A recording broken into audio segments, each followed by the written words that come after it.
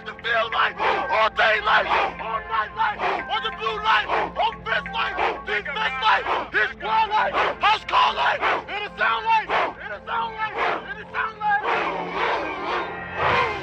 I touched on this very briefly in my opinion on my last video, Hate for 8, because that's not what that chapter's for and that wasn't the time to do it. But right now, as far as my opinions on Coach John Harbaugh, The Rock is not done.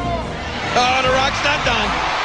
Here we go. I'm not done because in watching that so-called joke of a game plan he and his coaches decided to set up for the offense, I couldn't help but think about the last couple of years and a couple of times where the Ravens were in key situations and the exact same thing happened. And everybody was so fast and so quick to jump on Lamar Jackson and blame him, or jump on the offensive coordinator at the time, whether it be Todd Monken or the ones from the seasons past. I'm not even going to look their names up because they weren't that good anyway. But we all look at that and blame the offensive coordinator, but not realizing that with the span of 4 or 5 of these offensive coordinators, there's been one constant. Lamar Jackson hasn't even been here that long as far as this foolishness has been going on. But the one constant has been John Harbaugh. And even the situation with the former strength and conditioning coach, Steve Saunders, everybody was coming out, Raven players were coming out saying that guy basically forced them to retire and he was not good at his job. But John Harbaugh just ignored all that, kept him on, got rid of him last year finally. And here we had a situation where Mark Andrews got a serious injury. He goes into rehab. He does what he needs to do.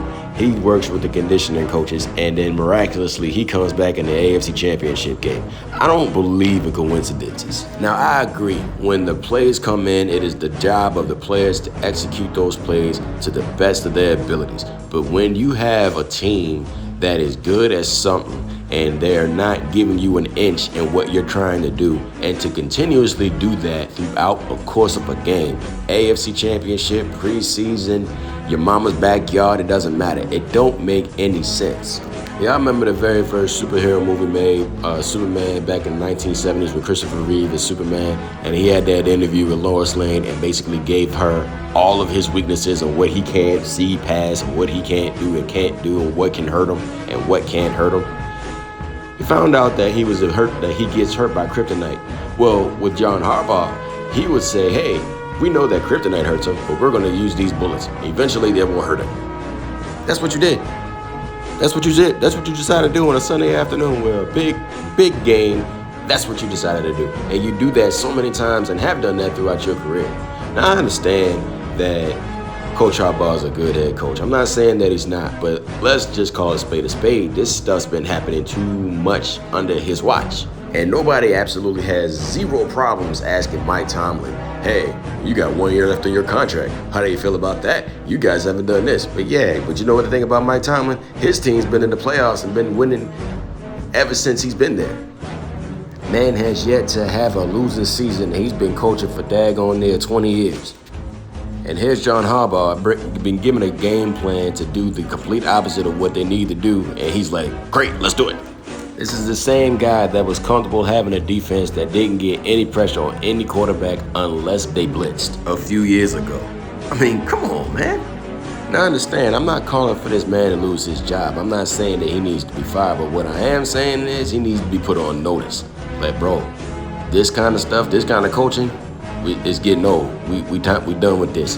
Either you doing favors for other coaches or you just scared when these moments come up. Either way, if that's the case, then you need to step down and let somebody else come in to do the job that you're not doing.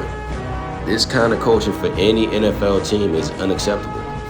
If I'm getting a head coach, what I'm looking for is a guy that's going to be a good leader for my team, going to mold them to be good men, players on the field, and when it's time to play the game, to give it everything you got, give them everything you got when he's on the sidelines and going to fight for them. And then when they in championship games or when they in championship situations, he's coming with the guns a-blazing, right there with his team. That's the kind of coach that I want.